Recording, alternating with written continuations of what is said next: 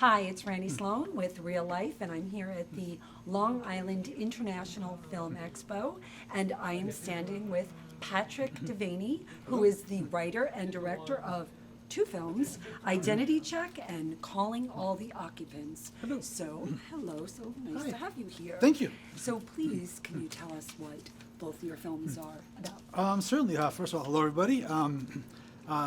I have two films here at Long Island International Expo, and this is fantastic. I'm really excited about this. One is my latest sci-fi film, and the other one is the first episode of my web series that was filmed during the quarantine, which is cool.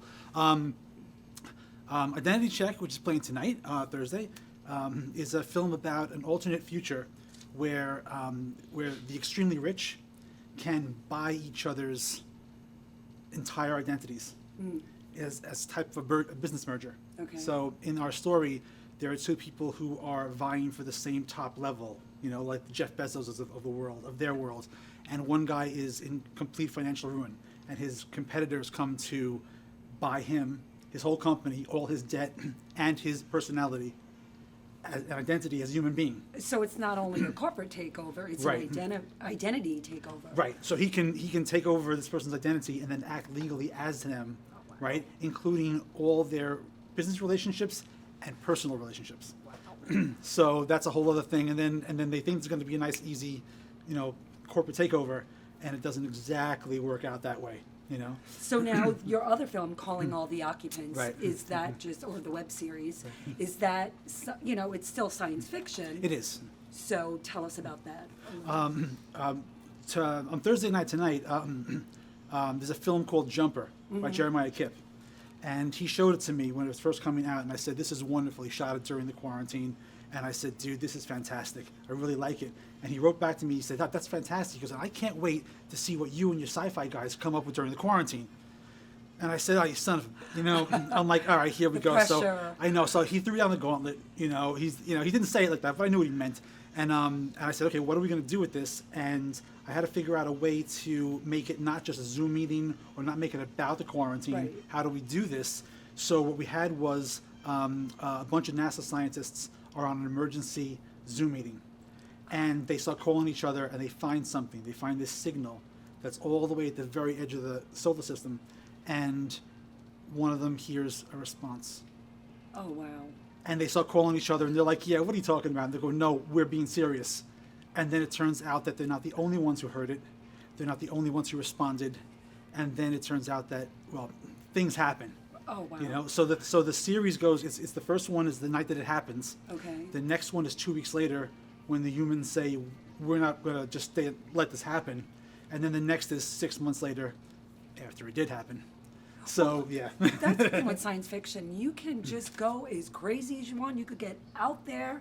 But what makes you write about it? Like, why do you have such an interest in it? I've always done it. I mean, I was raised on horror. All my first stuff, I created the Zombie Hunter series. All my first stuff was horror. I've done a lot of work with it. But along with like being a little tiny kid and having my mother sit with me and watching Dark Shadows, she was also watching Star Trek with me when it was first on. I'm like 1 year old watching Star Trek, and I've always had a love for both of them. Okay. So I like to combine science fiction and combine stranger elements into it and do more of like science fantasy. Okay. And then, not just hard sci-fi, but just all kinds of like weird things involved with that. Right. So I've just always loved it, and I've always wanted to do it. And there's not enough indie sci-fi right now. Okay. It's changing. But when I was doing horror, that was it. It was only horror. Well, I love your passion. You definitely have the passion for it. And congratulations on the film and the web series that you have here. Thank you for being here. Excellent. And where can everybody find you on social media?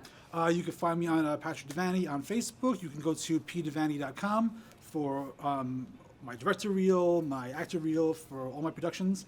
And that'll give you links to everything that's online right now. Okay. And at festivals like this. Awesome. And one quick question I want Sure. to ask. Do you have anything in the works? Any Yes, I projects? have. There are two scripts that we're in pre-production for right now. The first one starts getting filmed in either February or March of next year. Okay.